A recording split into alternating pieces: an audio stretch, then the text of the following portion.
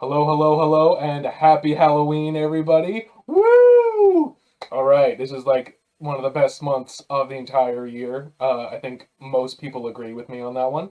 I have a little tradition that I do every October where I try to watch a horror movie or a horror related thing every single day. So for 31 days, it's horror stuff. Um, no discrimination what the horror is. I can't even talk today. Jeez Louise. No discrimination what it is. So it could be anything from slashers to classic 1930s. One year I watched The Golem, which is one of the older films. It was pretty good. I liked it for the most part. But anyways, regardless of that, I decided that I'll do recaps of the films I'm watching.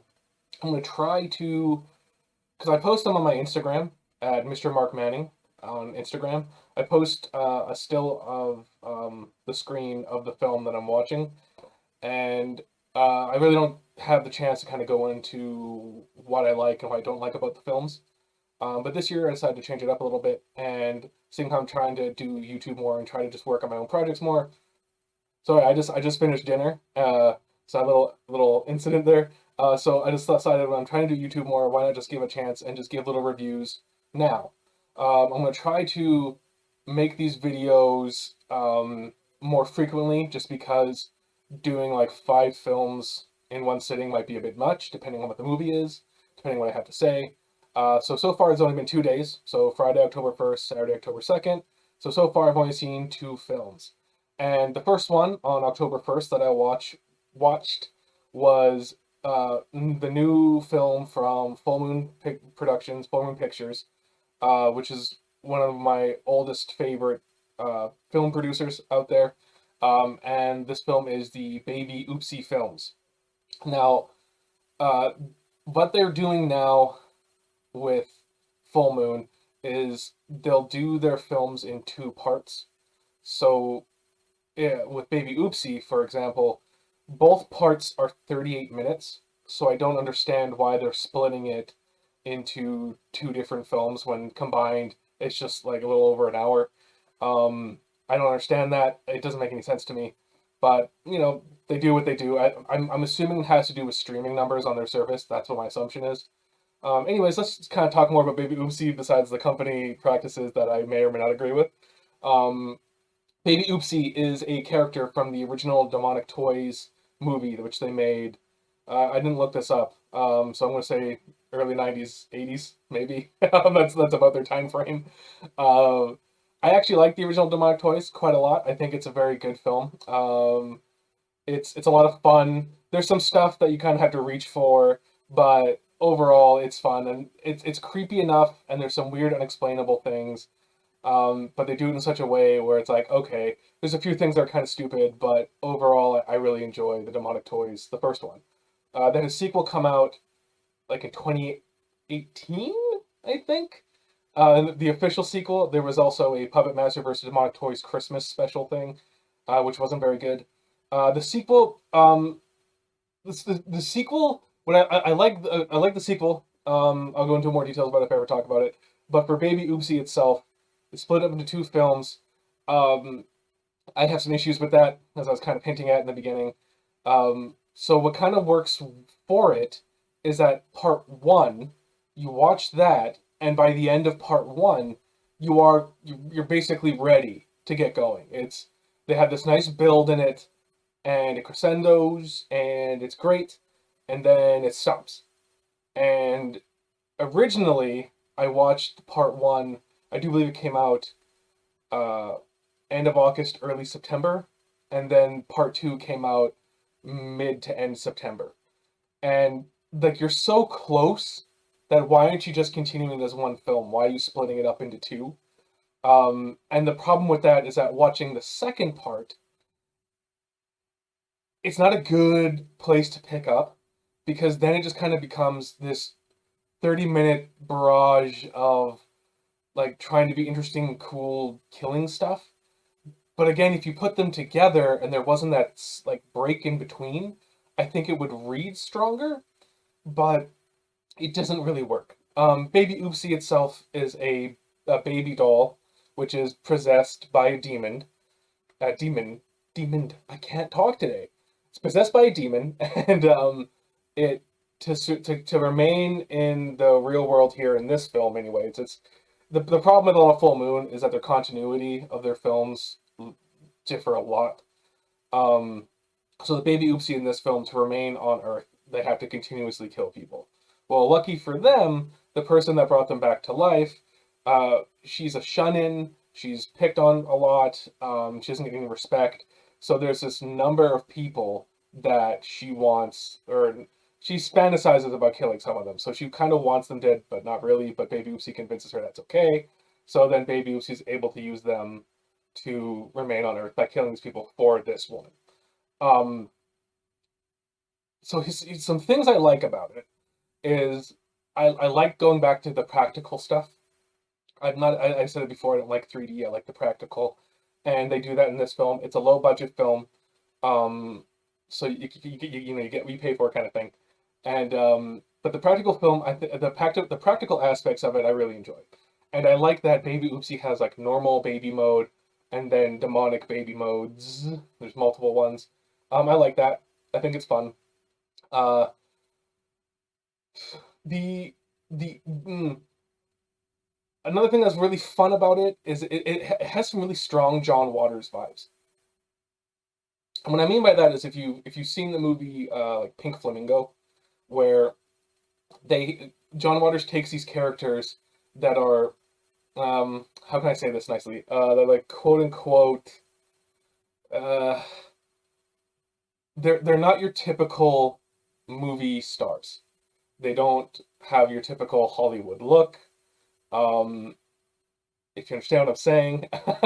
I mean, like, I'm one to talk. I would be cast in John Waters' film. But what's great about the John Waters films is that they're very authentically who they are. There's no apology for who they are or what they're doing, and I appreciate that. I think that's something that should be maybe not celebrated or rewarded, but it should be appreciated, I guess.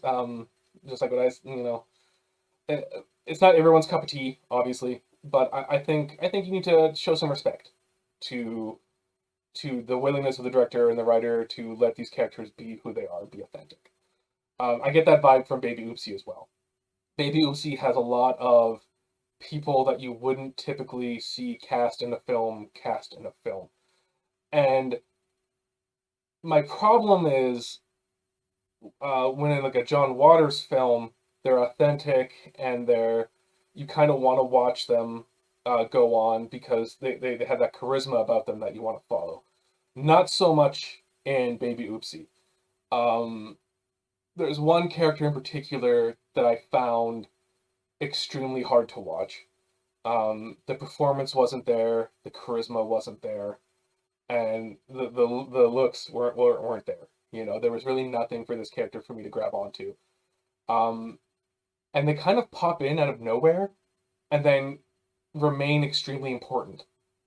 But it doesn't make any sense because they literally just walk in from out of nowhere into a person's house from out of nowhere. Um, so I wasn't a big fan of that. But overall I think the casting is pretty good. The lead woman, I forget all their names. I'm doing this without script. I'm just kind of going off my feelings and my memory. The lead woman, I enjoyed her performance. I think especially in the first half, it's exactly what it needs to be, and I think she does her job and she does it well. The woman who plays Mitzi, I love her. I think she's fantastic. Loved her performance. Um, she has a roommate, like a woman staying in the house with them. She's all right. I mean, I think the biggest issue with her is that they didn't really give anything for her to do. And this kind of goes back to the John Waters thing where I feel that character was written in because they were like, hey, if we have a bunch of like um, less appealing visually type people, they might not want to sit around and watch. So let's give them this beautiful girl. Um, uh, and that's not to say this woman can't act or anything. I just literally think the script has nothing for her, and they really didn't do much with her. Um, which is sad because you kind of want to see everyone do their thing when they're on set, and she doesn't really get a chance. Um, she has a boss character. The main character, I think her name is Sybil. I'm gonna call her Sybil. She's the one who makes Baby Oopsie. She runs a YouTube channel where she reviews dolls and she restores dolls and talks about dolls. That's her whole thing. So that's why in the mail she gets Baby Oopsie. And she, if you know anything about the history of demonic toys, Baby Oopsie gets destroyed a lot. So she restores Baby Oopsie to glory. You know, it's not like a Chucky thing where he has like the missing hair and the staples and everything. It's like Baby Oopsie is made back to originally what Baby Oopsie used to look like. And I like that. I prefer that. It makes sense because she's a doll person. She put that care into it to create Baby Oopsie to be Baby Oopsie again, not some Frankenstein Oopsie, which we don't need. We don't need that because we have a demonic form. So Sybil, anyways, has a boss at her day job where she works at a call center, and I hate this character, and I hate this character because I know the joke they made with it as they were writing. They were like, hey, let's call this character Karen and have her act like an extreme Karen. Like, I'm sorry, guys. That's for me. That's cheap and that's lazy. You can have your evil boss character without it being like we're just gonna make a Karen. Ook ook ook. Like I don't. It doesn't work for me. I think it falls flat. Um, there's these two kids that rob Sybil in the first act, in the first chapter. They called it. Um, you can. I don't know what age they wanted them to be, because they dress and act like teenagers, but they clearly look older. They look like they're in their mid-20s. So it was kind of weird. It was a disconnect there. Just have them be mid-20s jerks. They don't need to be teenagers. Teenagers, like people in their mid-20s, are jerks as well. You know. Um, so yeah. Uh, I'm trying to think of anything else I really want to talk about with this. There's some weird the way they kill Baby Oopsie, I had to rewatch it like 3 times because I didn't understand what exactly happened, and I still don't. I don't understand how they spray her in the face with this thing and it kills her. Like she starts to melt. It doesn't make any sense. Um, one other thing that kind of ruins the film for me. So in the Demonic Toys franchise, Baby Oopsie is the mouth, always talking, always taunting, always scaring. And Baby Oopsie in Demonic Toys, and especially like Doll Man versus Demonic Toys, which I really enjoy. It's like an hour long and it's just fun. Um, that Oopsie, that talking Oopsie, it's the right amount, it's the right voice, and it's the right things to say. This Baby Oopsie, they tried to give it. I want to say it's like a really bad Tara Strong impression where they're trying to make it cute like Bubbles, but then go vicious like Bubbles goes. Powerpuff Girls Bubbles, and it doesn't work. And Baby Oopsie never shuts up once it's brought to life, and it's annoying. It's honestly annoying. Um, if you want your character to talk and do all those things, you have to pick and choose.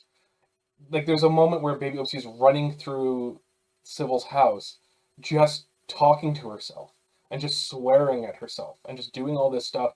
And then actually it comes across like an Annabelle doll or a doll that's supposed to be dressed like Annabelle from like the Conjuring series, and it says something like you better conjure yourself uh a new home or something because I'm the new bad doll in town or something.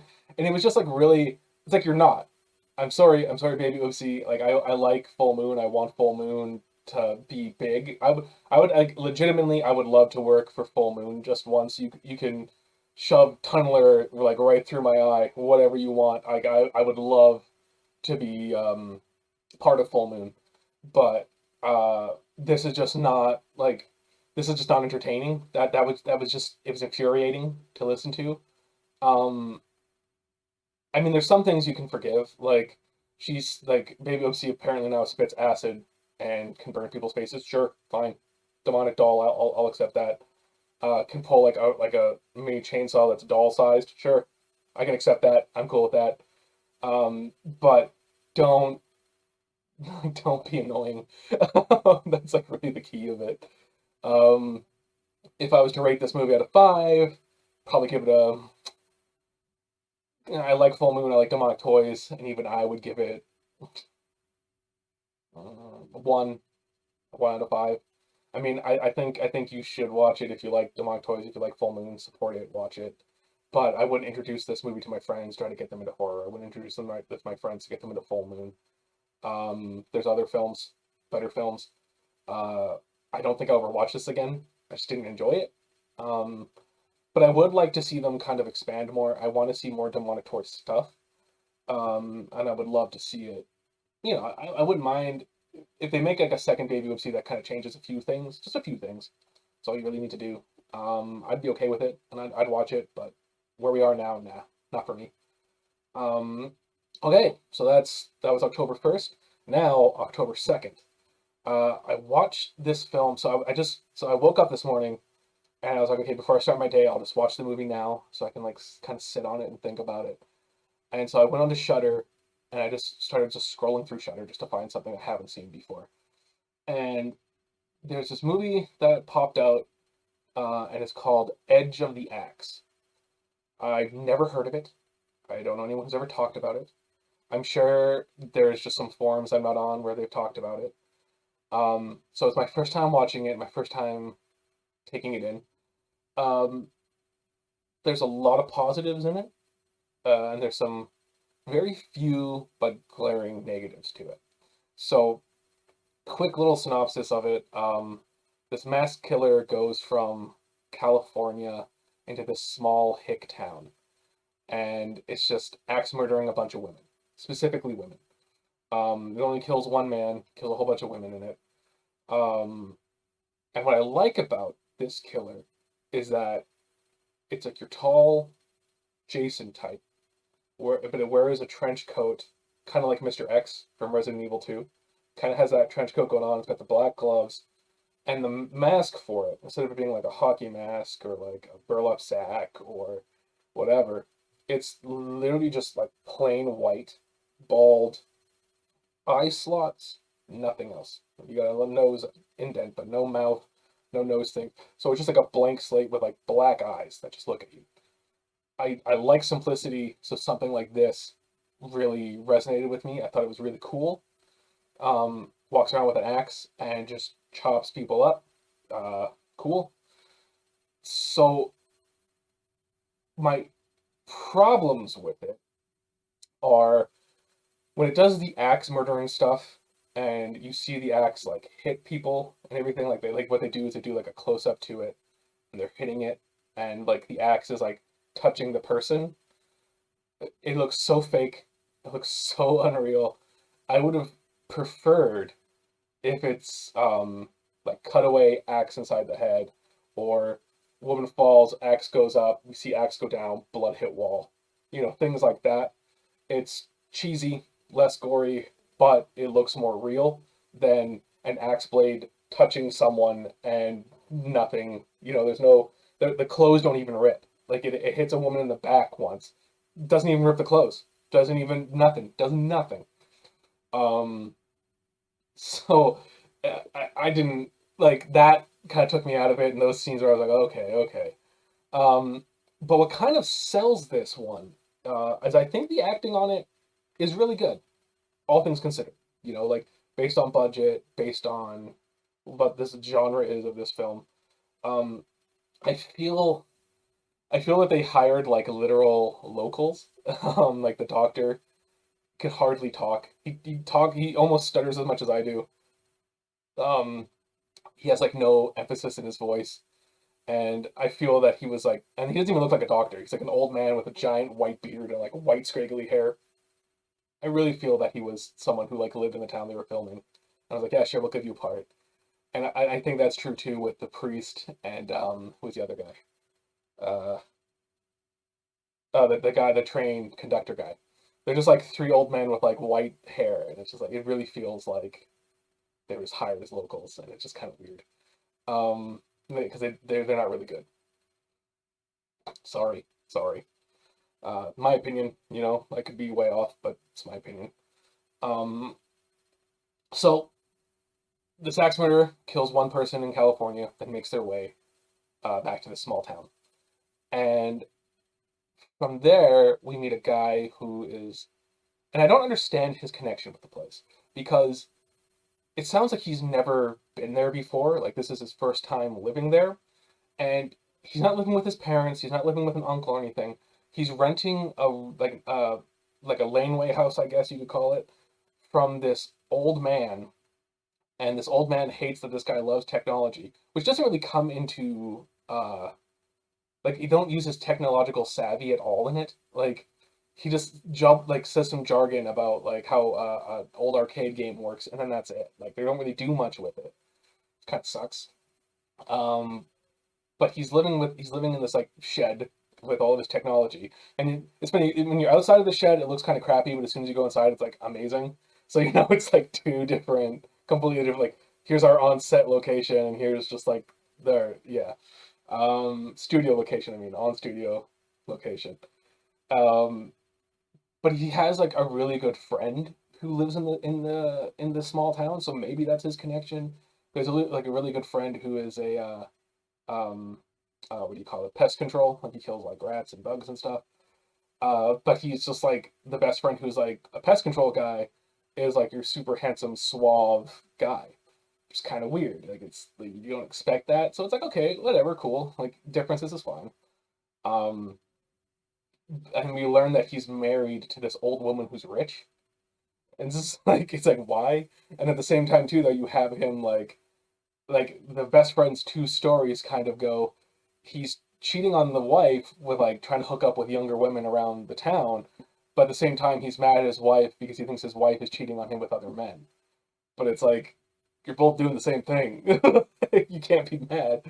Um, it's just kind of weird. And eventually they go to this bar, and computer guy meets this girl, and she's like your small town blonde Christian woman, and she works at her father's bar, or like I don't know exactly what it is. Maybe like it's by a lake, so maybe it's like a bait shop or something. But you never really see anybody inside the store, but it's some kind of store, and they have a bar in the store, so I'm assuming it's a bar. They really don't explain it. Anyways, film goes on, and this axe murderer just like axe murders a bunch of people. There's some weird shots where there's a funeral scene, and the camera just goes like super close onto a whole bunch of men, where you can like see their pores and stuff. And they do kind of like not a full fish, but like a partial fish, so their heads kind of stick out forward, and it looks really weird. And it kind of just goes to like all these men. I don't understand why. Um, it, I think that's like all the shots up to that point. I think were really good. The lighting was good. The structure of the picture of the scene that they were doing, great. Like people were standing in the right places, cars and like everything reads really well. Cinematography is really on point up until that. Like that one scene is just terrible. Um, Two things that really bothered me in it. There was they have like a prostitute woman in the town. She could not act. She is miserable. You can't understand her. She doesn't emote properly. And they bring her in just to kill her. So it's like, so who do you know who's part of the production? Like, why are you here? I hated that. I hated her. And then there's this other scene like later on when a more wealthier woman, she's like a spinster, I guess.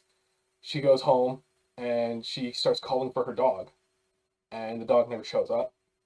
And then because of the lighting, it feels like hours go by and she still hasn't found her dog. And she's just walking around the house, like making dinner, acting like everything's fine. You you find me a dog owner who would not be upset if they can't find their dog. Like, find me one, because I don't believe it exists. So that really bothered me, but it's not like these aren't complaints that are film breaking, you know? These are just personal things that I was just like, why?